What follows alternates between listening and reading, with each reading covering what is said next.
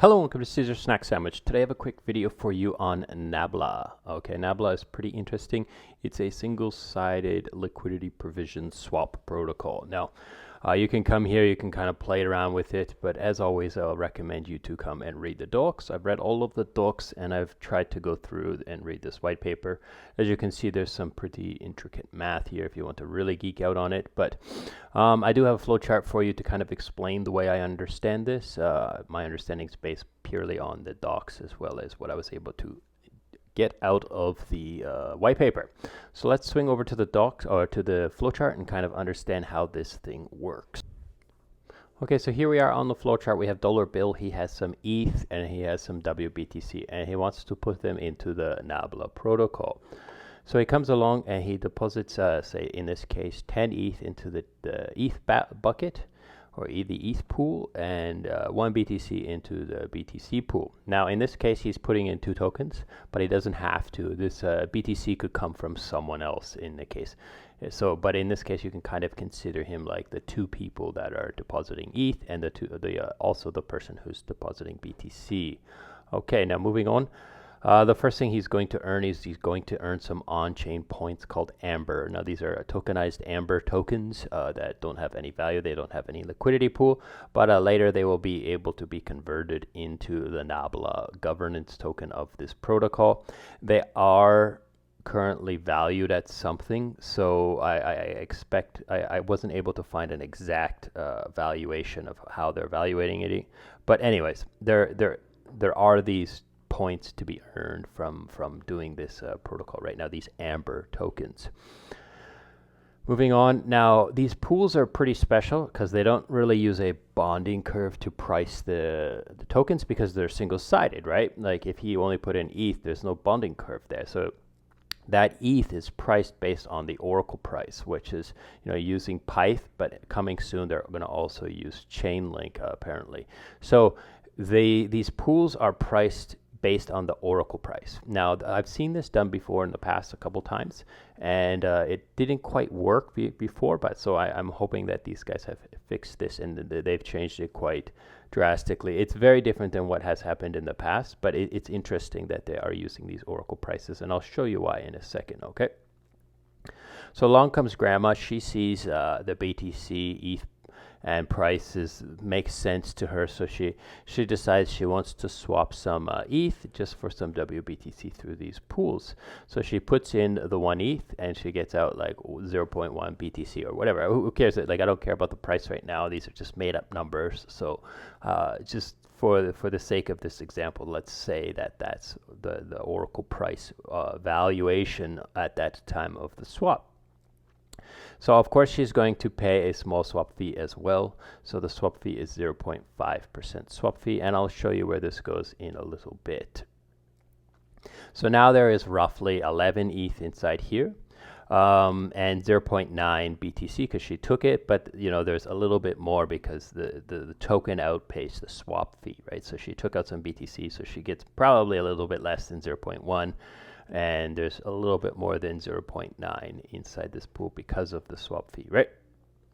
Now, along comes brother Boosted Bill, and he's pretty degen, so he wants to play the other game inside here, and it's called the backstop.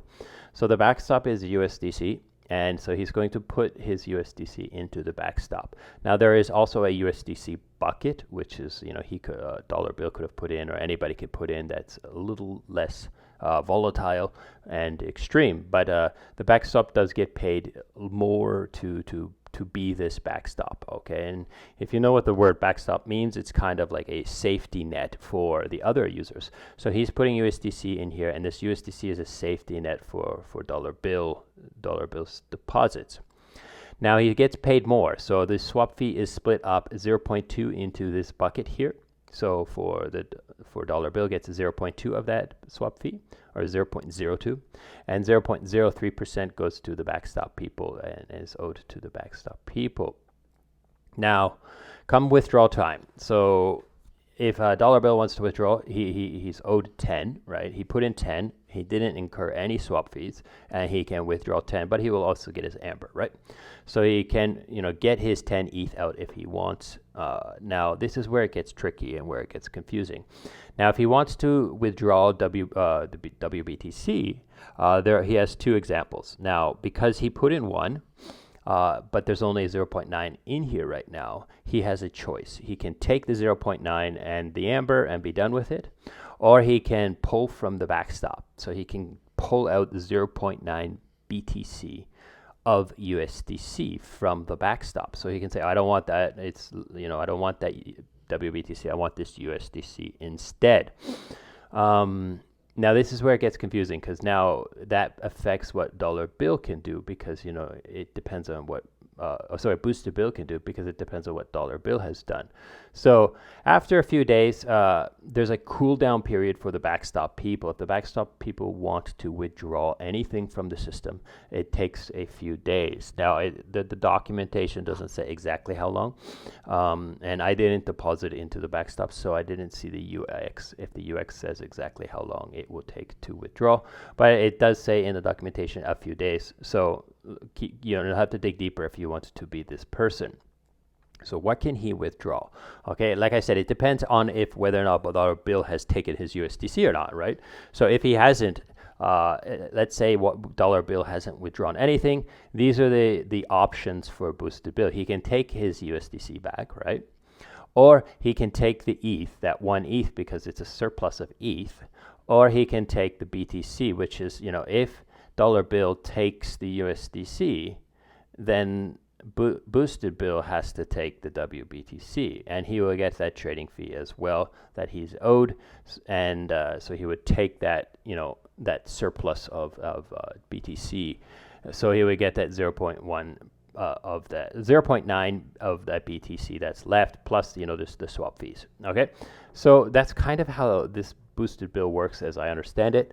The idea of this boosted bill is he's going to rebalance pools sometimes. So let's say dollar bill hasn't withdrawn anything, and there's like 11 and 9 here.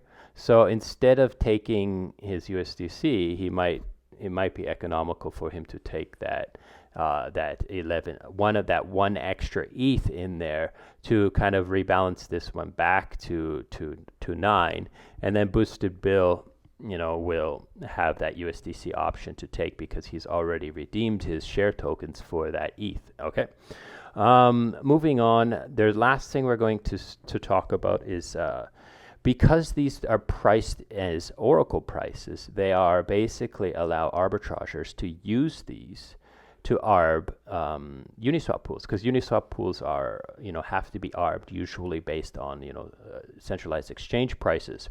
So this arbitrager usually has an account on Binance or Coinbase or something like this, and he is buying on Coinbase and selling on Uniswap, or buying on Uniswap and selling on Coinbase. But this is not an atomic transaction, because it's going to a centralized exchange. It requires on-ramping, it requires sending transactions on centralized exchanges.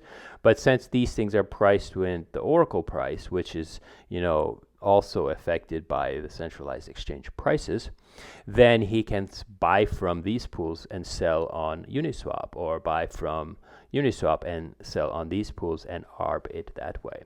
So this is how I understand things. I'm a little bit foggy on this backstop withdrawing system. It does say either or, right? So you have to choose either or, but there's the possibility, that he might be able to get a combination of things, like redeem a part of his USDC for this one ETH, and then the rest would be in USDC or something like that. So as always, if you think this is interesting and you want to take a look at it, then as always, go to the docs, read the docs, join their Discord or Telegram or whatever they have, and ask more questions. Okay, I hope this has been interesting and useful. Thank you so much for watching, and goodbye.